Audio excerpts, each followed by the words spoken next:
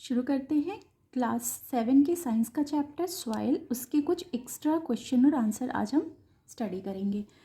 सबसे पहला क्वेश्चन है व्हाट इज सॉइल। सॉइल का डिफिनेशन देना है।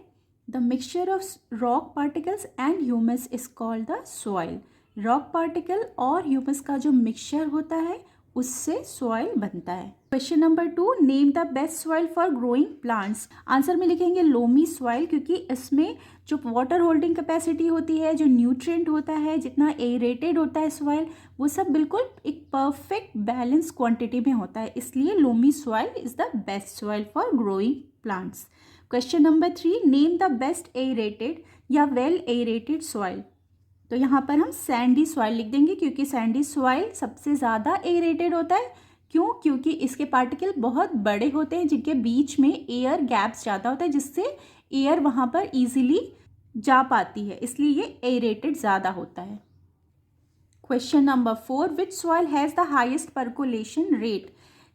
इसका आंसर भी सैंडी सॉइल होगा, क्योंकि इसमें पर्कुलेशन रेट सबसे ज़्यादा होती है, क्योंकि इसके पार्टिकल्स काफ़ी बड़े होते हैं और बीच में गैप ज़्यादा होती है हर पार्टिकल के बीच में, इसलिए पर्कुलेशन रेट सबसे ज़्यादा सैंडी सॉइल में ही होती है।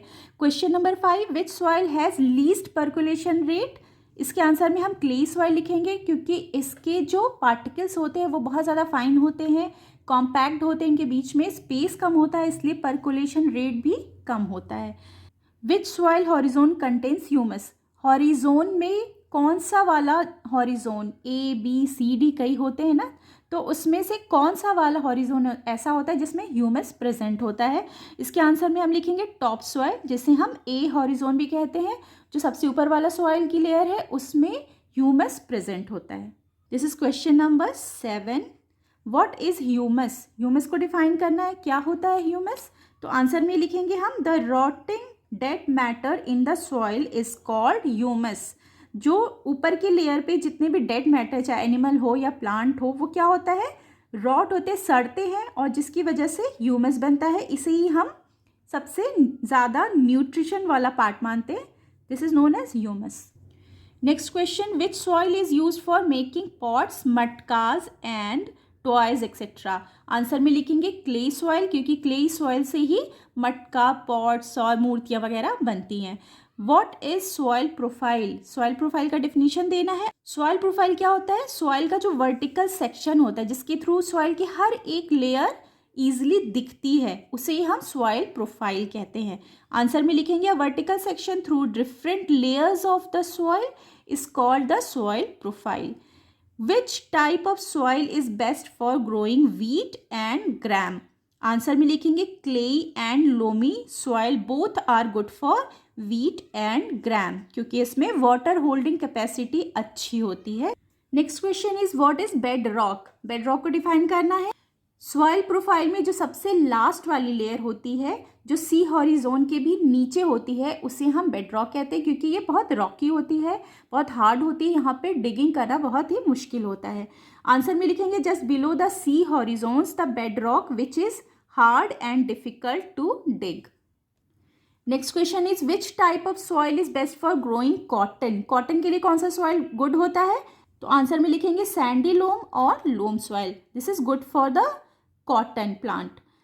अगला क्वेश्चन है which soil is best for growing paddy. Paddy के लिए कौन सा सॉइल अच्छा होता है। पैडी प्लांट के लिए जो सुटेबल सॉइल होता है उसमें क्ले ज़्यादा होना चाहिए, ऑर्गेनिक मैटर ज़्यादा होना चाहिए, और वाटर की जो रिटेंशन क्वांटिटी, मतलब वाटर होल्डिंग कैपेसिटी भी ज़्यादा होनी चाहिए। तो इसीलिए पैडी के लिए बेस्ट होता है क्ले सॉइल या लोमी सॉइल। आंसर में लिखेंगे for paddy soil rich in clay and organic matter and having a good capacity to retain water are good, so clay or loam soil are best for paddy. Next question is why is topsoil known as the habitat of many living organisms?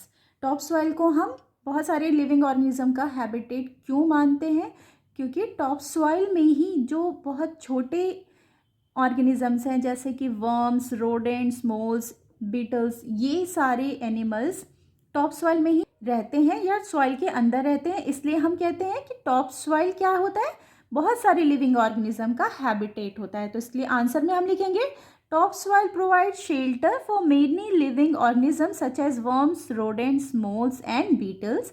So topsoil is known as the habitat of many living organisms. Next question, what are called horizon. Horizon क्या होता है? जो soil की सारी एक के बाद एक लेयर्स होती हैं जिनका कलर, जिनका टेक्सचर, जिनकी प्रॉपर्टीज़ अलग अलग होती है, उन सारे लेयर्स को हम हॉरिजोन बोलते हैं. तो आंसर में लिखेंगे each layer of soil different in colour and texture, these layers are called horizons. What is silt? Silt क्या है? Silt is a granular material having size between the sand and clay. एक granular material होता है जिसकी size ना बहुत ज़्यादा बारीक होती है और ना बहुत ज़्यादा बड़ी होती है. Next question is what is percolation rate. Percolation rate क्या होता है ये डिफाइन करना है. तो इसमें हम सबसे पहले परकोलेशन क्या होता है ये लिखेंगे. Percolation is the process of passage of water from the surface into the soil. Soil के सरफेस पे अगर हम वाटर डालते हैं तो वो कितनी तेजी से अंदर की तरफ आता है, सॉइल के अंदर फ्लो होता है, इसे हम परकोलेशन कहते हैं. और जितना टाइम लगाता है, हर एक सॉइल में अलग अलग टाइम पे परकोलेशन होता है, फ्लो होता है. तो उसी टाइम, कितने टाइम में लगा रहा है, इसको ही हम परकोलेशन रेट बोलते हैं. अगर किसी में ज़्यादा टाइम लगा रहा है तो उसकी परकोलेशन रेट ज़्यादा होगी, जिसमें कम टाइम लगा रहा है उसमें कम होगी. तो आंसर में लिखेंगे percolation is the process of passage of water from the surface into the soil. Sandy soil has highest percolation rate क्योंकि इनके जो पार्टिकल्स होते हैं वो बड़े होते हैं और बीच में स्पेस जाता है तो इजीली वाटर फ्लो हो पाता है. Whereas clay soil has least percolation rate क्योंकि इनके पार्टिकल्स बहुत कॉम्पैक्ट होते हैं. परकोलेशन रेट का फॉर्मूला क्या है? Percolation rate is equal to amount of water, जहाँ पे ml क्या है, वाटर का अमाउंट है, और डिवाइडेड बाय परकुलेशन टाइम. जितना टाइम लगा रहा है परकुलेशन करने में उस टाइम से हम मिनट में लेंगे और इसको हम डिवाइड कर देंगे तो परकुलेशन रेट निकल आएगा ml पर मिनट में. Next question is how can soil erosion be prevented. Soil में जो इरोजन होता है उसको हम कैसे रोक सकते हैं. सबसे पहले हम लिखेंगे स्टेप फॉर्मिंग, सेकेंड है प्रिवेंटिंग डिफॉरेस्टेशन, थर्ड है constructing dams bye planting more trees. या तो हम ट्री बहुत ज़्यादा लगाएं या हम डिफॉरेस्टेशन को, पेड़ों की कटिंग को रोक दें. डैम्स बनाएं जिससे कि पानी तेज़ी से फ्लो ना हो और इरोजन ना हो, और स्टेप फॉर्मिंग करेंगे. ये चार जो स्टेप्स हैं ये प्रिवेंट कर सकते हैं सॉइल इरोजन से. तो आंसर में लिखेंगे following are the steps to prevent soil erosion. Number 1 step forming, number 2 preventing deforestation, number 3 constructing dams and number 4 by planting more trees.